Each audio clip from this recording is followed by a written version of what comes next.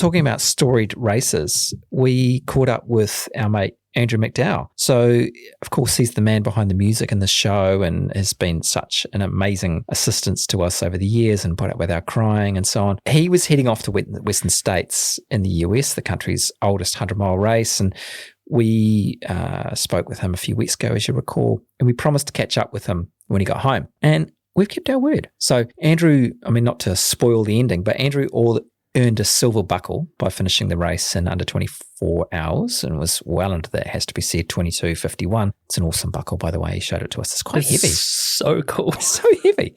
Actual silver.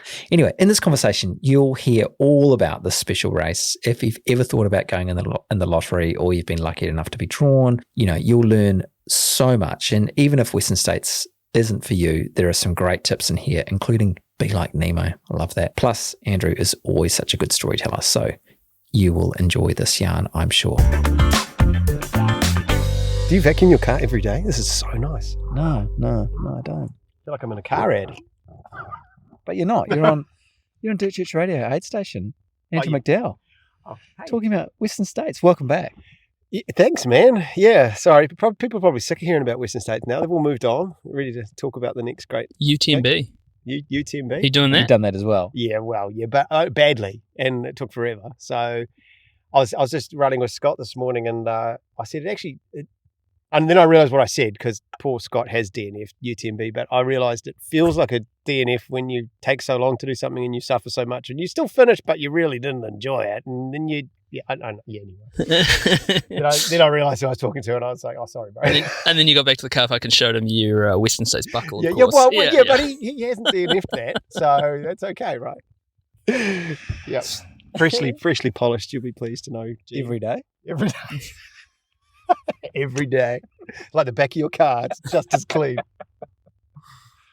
Well, you certainly did not DNF Western States. You nailed it. Thank goodness, eh? Like, yeah, no, I'm stoked, eh? Like, it's definitely the elephant in the room for 6 months, as I think I said before doing it. But I think it does make you quite focused about when you do hit that start line, and the whole week leading up to it.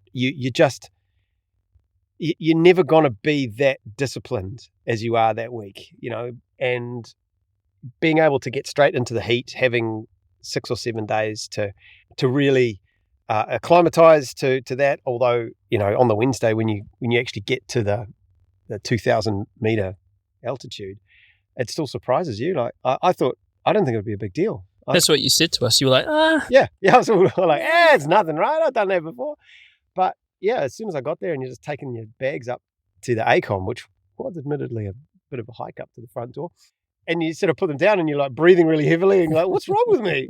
Like, have I got some illness? And then you realize, actually, no, this is altitude just kicking in straight away. And I had a headache like the rest of the day. But again, I was able to, chuck the running shoes on, just hit the trail straight away, just try and get the body used to it. I even discovered like something on the watch that I'd never seen before, and it has like an acclimatization thing, which could be garbage. I don't know, because some of these things are garbage. But it said after each run on the days leading up, it said you're now 900 meters acclimatized, you're now 1100 meters acclimatized, and it was looking like it was going to be roughly 200, 300 meters a day, which isn't enough, right? But you sort of go, oh, that's interesting. I wonder how accurate that is. But every day you do feel better, and like you're pretty much over it the next day. But when you start on the Saturday and you go up to, is it 2,700? Like, it's about the top of Ruapehu, but you actually stay up there for ages. Like the first 50k, you're above 2,000 meters for nearly all of it, and then in fact you finish with a bit of a peak before you actually drop down properly. And